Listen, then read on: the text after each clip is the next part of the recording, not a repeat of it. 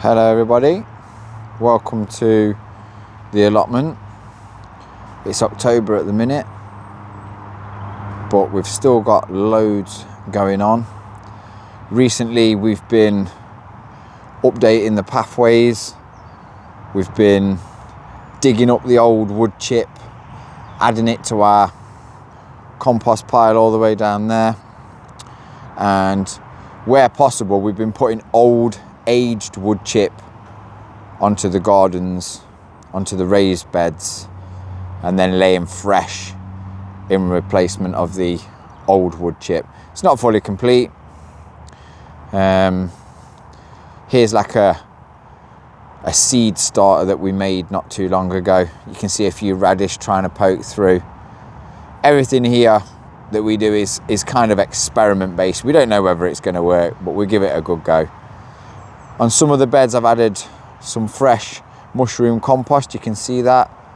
I recently thinned out some garlic that was self-seeding. We've got some spring onion here that desperately needs thinning out, and it's starting to droop now with the colder weather. We've got a few carrots left that we've been feeding to the donkeys. I'll show you those guys in a bit.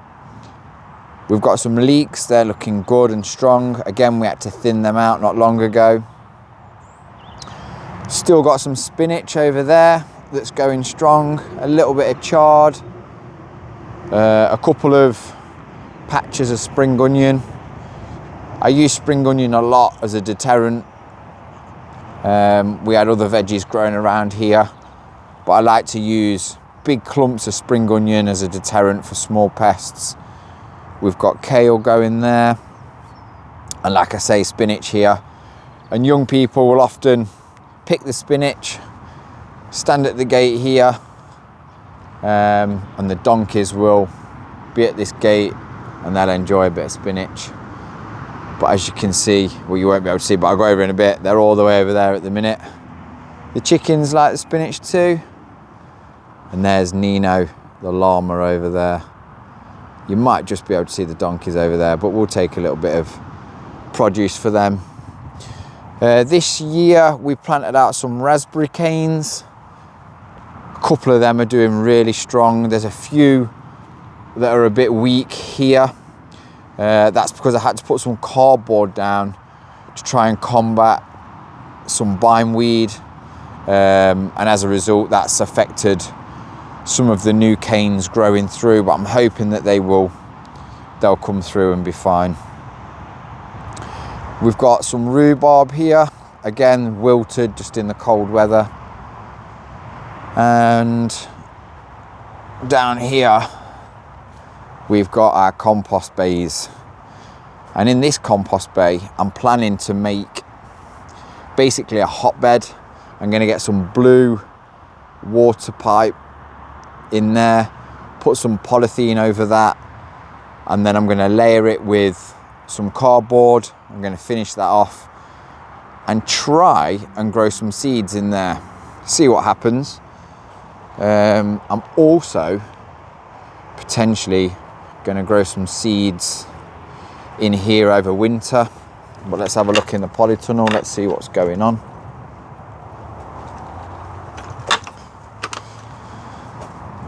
So I've got a little bit of kale, some potatoes. So we dug up some potatoes that we missed earlier on in the year, and I thought, let's replant them. Let's see whether we can get some Christmas potatoes. We might not. Hopefully though, they work out okay. All of these weeds that you can see everywhere, these are nasturtiums. So we went heavy on nasturtiums this year. That heavy that they've basically ended up being a bit of a weed for us now.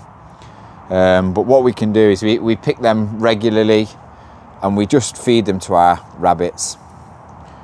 A couple of weeks ago we planted all of our garlic, and the idea is we plant them into these small pots. We'll keep them in here over winter. I might put them onto the hotbed, something that's hardy like a garlic will survive out in that hotbed just fine.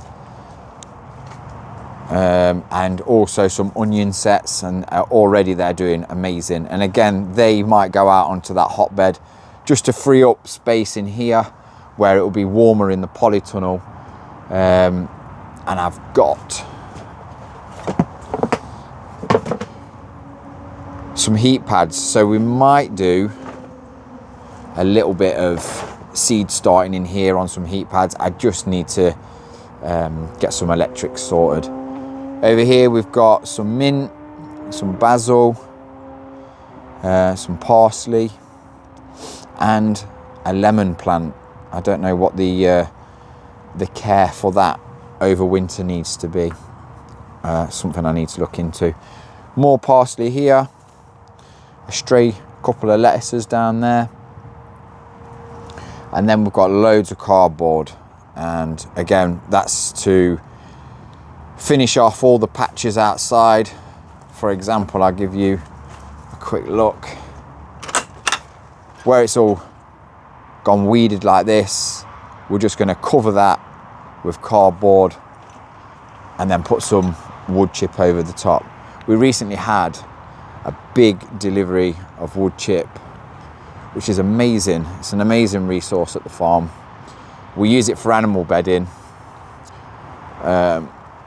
Yeah, there we go, look, 8 tons of wood chip. But we use it to suppress weeds in the garden, and then after 2 years we dig up that wood chip that's basically broken down, and we dunk it onto the raised beds. A lot of this wood chip that you can see here is not broken down enough. It's not aged enough, but having done a bit of research, you can add a fine layer, which is what I've done, to help suppress weeds. And we'll continue to close the beds down by putting this plastic membrane on everywhere. The only downside to that is that this plastic membrane frays, and then you end up with small bits of plastic in the garden, and that's not good for obvious reasons. But yeah, lots to do in the garden. The plan for winter really is to shut up shop, make sure all the raised beds are topped up with organic matter. I might add some donkey manure onto some of the beds, but it's basically to top them up and then maybe focus on some other areas, maybe some infrastructure. One task that we're going to do is potentially fill these with a bit more soil and then feather edge them and turn them into nice looking planters and put some bulbs in there. We've got some daffodils that we can put in there. Yeah, and then hopefully the garden will look nice come spring. But that's it for the garden tour. We're in October. Yeah, let's grab a carrot and finish by saying hello to the donkeys.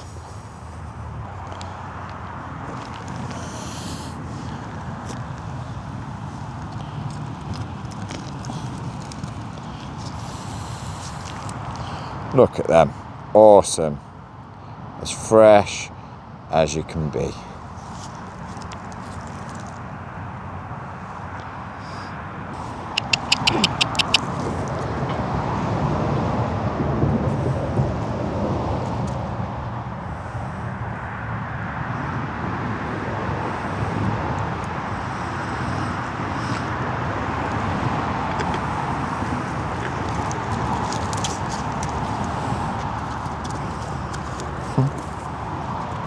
Greedy cats.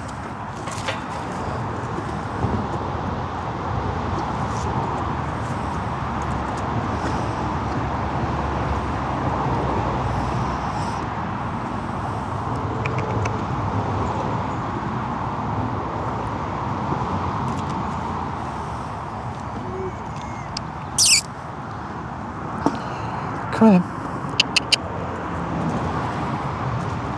Gotta be quick, Neno, you gotta be quick. Ah, you're too slow, mate.